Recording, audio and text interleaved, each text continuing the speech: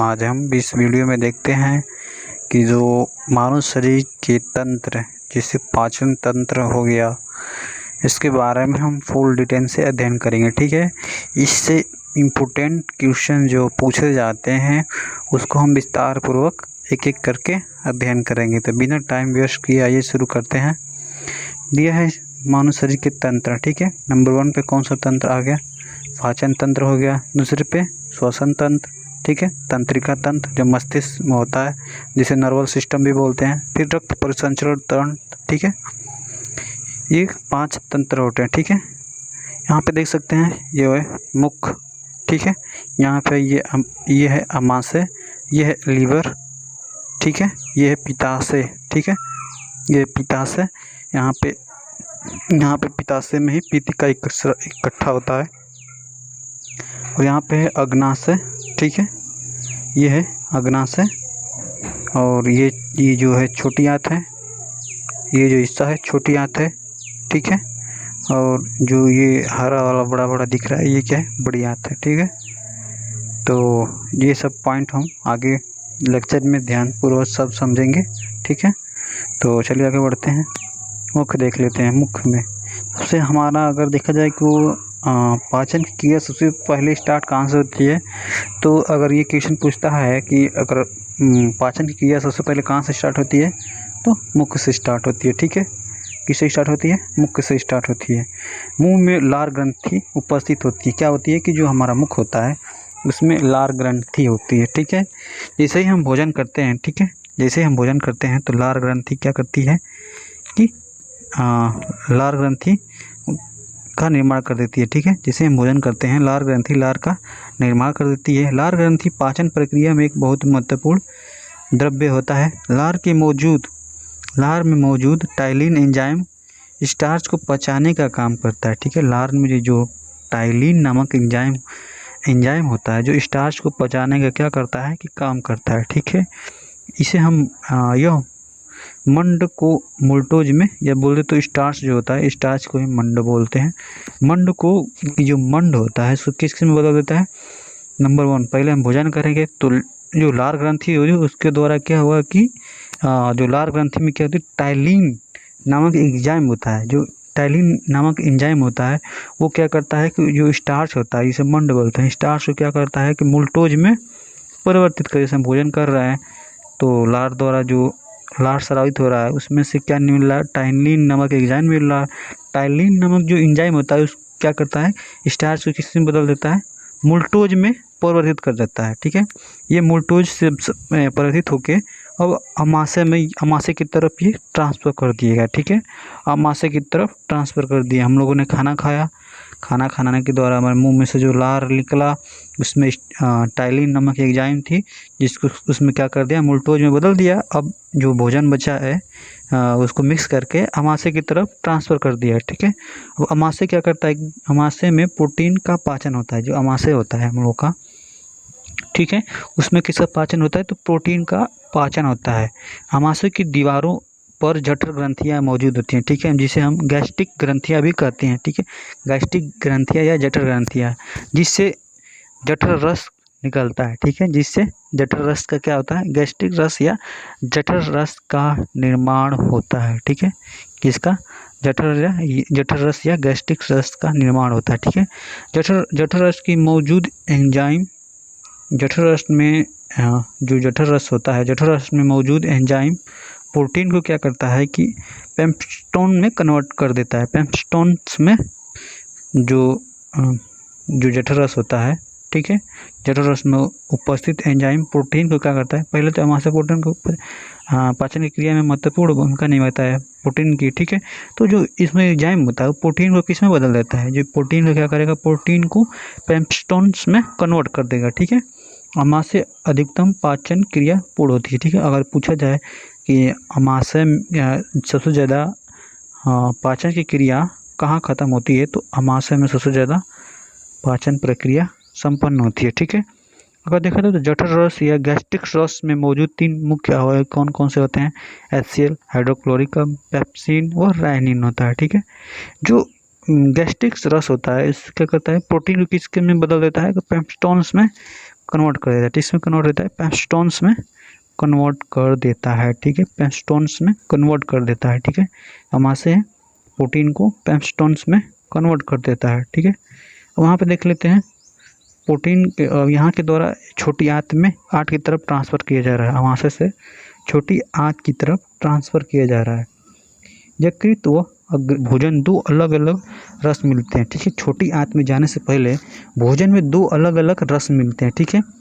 क्या क्या मिलते हैं? उसमें अग्नाशय, जो अग्नाशय होता है, इसमें अग्नाशय से होकर जैसे ही निकलता है, छोटी आंत में जाने लगता है, तो उसमें दो तरह के एंजाइम मिलते हैं, या रस बोले तो रस मिलते हैं, ठीक है। नंबर 1, यकृत में जो निर्माण हुआ था पित्तरस, ठीक है। यकृत में निर्माण पित्तरस जो कि पित्ताशय में इकट्ठा होता है। यहाँ पे देख सकते हैं पित्ताशय में छोटा थैला, इसे पित्ताशय बोलते हैं, पित्ताशय में पित्तरस का इकट्ठा होता है, ठीक है। जबकि यकृत सबसे बड़ी ग्रंथि होती है, जबकि यकृत में मौजूद कोशिकाएँ स्रावित करती हैं किसको? पित्तरस को, ठीक है। जो बॉयल जूस होता है, ठीक है, उसको, जो पित्तरस होता है, इसको स्रावित कौन करता है? तो यकृत की कोशिकाएं करती हैं, ठीक है। यकृत की कोशिकाएं करती हैं, जिसे पित्तरस बोलते हैं। यकृत की कोशिकाएं पित्तरस का स्राव करती हैं तथा अग्नाशय द्वारा अग्नाशय रस, जिसे हम ट्रिप्सिन नामक एंजाइम भी कहते हैं, को दोनों को मिक्स करके यहाँ के छोटी आंत में भेजा जाता है। नंबर 1 पित्तरस, दूसरा अग्नाशय रस। अग्नाशय रस में ट्रिप्सिन नामक एंजाइम होता है, ठीक है। अग्नाशय में श्वसन रस, अग्नाशय से अग्नाशय रस निकलता है, ठीक है। अग्नाशय में आए हुए ट्रिप्सिन पेप्टोन्स को एमिनो अम्ल में तोड़ने का काम करता है। यहाँ पे जो अमाशय था, वो जो प्रोटीन को क्या कर दिया? पेप्टोन्स में कन्वर्ट कर दिया। तो यहाँ पे जो पेप्टोन्स होता है, उसको अमीनो अम्ल में कौन तोड़ने का काम करता है? यकृत व अग्नाशय। अग्नाशय क्या करता है? यकृत व अग्नाशय पेप्टोन्स को एमिनो अम्ल में तोड़ देता है।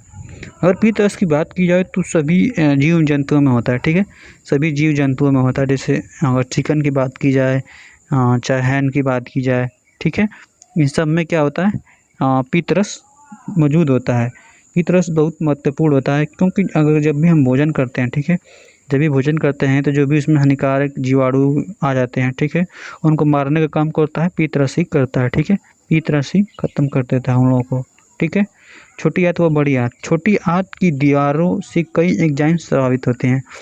बोल रहा है कि जो छोटी आंत होती है उसकी दीवारों से कई एंजाइम स्रावित होते हैं जो बचे हुए खाने को पचाते हैं, ठीक है।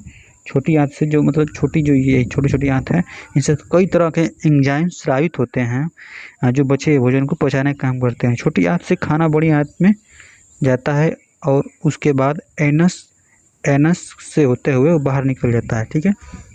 छोटी आंत से भोजन किसे पहुंचता है? बड़ी आंत में पहुंचता है, ठीक है, बड़ी आंत में पहुंचता है यहाँ से, फिर एनम्स के द्वारा बाहर निकल जाता है, ठीक है। छोटी आंत, बड़ी आंत, फिर उत्सर्जन, ठीक है, बाहर निकल जाता है, ठीक है। आइए देख लेते हैं किस तरह इसमें इम्पोर्टेंट क्वेश्चन कैसे पूछे जाते हैं, अब इसमें देख लेते हैं। नंबर 3, मानव शरीर में पाचन का अधिकांश भाग संपन्न होता है, तो किसमें संपन्न होता है? तो छोटी आंत में, ठीक है। मानव शरीर में पाचन का अधिकांश भाग किस अंग में संपन्न होता है? तो छोटी आंत में, ठीक है। इसके बाद अमाशय हो जाएगा, अगर इससे बाद पूछेगा तो, ठीक है। पाचन तंत्र का हिस्सा नहीं है, ठीक है, अगर देखा जाए तो पाचन तंत्र का हिस्सा कौन सा नहीं है? तो आंत नहीं है, आंत पाचन तंत्र का हिस्सा नहीं है, ठीक है। अधिकतम पोषक तत्व रक्त में कहाँ से अवशोषित किए जाते हैं? तो छोटी आंत से, ठीक है। अधिकतम पोषक तत्व रक्त में कहाँ से अवशोषित किए जाते हैं? मतलब जो हमारा ब्लड होता है, अधिकतम पोषक पदार्थ होता है, मतलब भोजन से कहाँ से लेता है? तो छोटी आंत से लेता है, ठीक है। मानव शरीर में अमाशय में एक्स अम्ल उत्पन्न होता है जो भोजन को पाचन में सहायक करता है, तो एक्स हाइड्रोक्लोरिक अम्ल होता है, ठीक है, HCl होता है, ठीक है, HCl, ठीक है। HCl जो होता है, मतलब जो अम्ल था वो 3 प्रकार में बांटा गया था। HCl था, ठीक है, HCl, ठीक है। नंबर 2 पर था रेनिन, फिर पेप्सिन था, ठीक है। तो जो मानव शरीर में अमाशय जो एक्स अम्ल उत्पन्न होता है जो भोजन पाचन में सहायक होता है, वो HCl ही होता है जो भोजन पाचन में भूमिका ज़्यादा निभाता है। भोजन में जो विषैले पदार्थ होता है उसका शोषण या बोले तो शोषण कौन करता है, मतलब अवशोषण कौन करता है, तो यकृत करता है। यकृत में कौन क्या होता है, यकृत में होता है पीतरस। यकृत में क्या होता है, यकृत में पीतरस होता है, वही करता है। ठीक है, पेप्सिन एक एंजाइम होता है। ठीक है, पेप्सिन एक एंजाइम है। ठीक है, लार में कौन सा एंजाइम पाता है, टाइलिन नामक एंजाइम पाया जाता है। पेट में भोजन पचाने के लिए निम्नलिखित में से जिसकी खास आवश्यकता होती है, तो एंजाइम की। पेट में भोजन पचाने के लिए निम्न में से किसकी खास आवश्यकता होती है, तो एंजाइम की। लार किसके पाचन में सहायक होता है, तो स्टार्च में। लार किसके होता है, तो स्टार्च में। ठीक है, लार किसके पाचन में सहायक होता है, तो स्टार्च में। ठीक है, पाचन क्रिया में प्रोटीन निम्न में से किस पदार्थ में बदलता है, तो एमिनो अम्ल में। पाचन क्रिया में जो प्रोटीन होता है, प्रोटीन निम्न में से किस पदार्थ में बदल जाता है, तो एमिनो अम्ल में। पित्त निम्न में से किसके द्वारा पैदा किया जाता है, तो यकृत द्वारा पैदा होता है।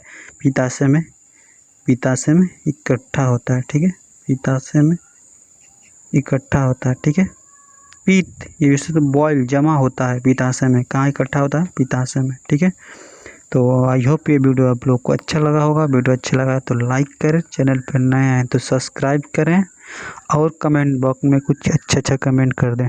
धन्यवाद।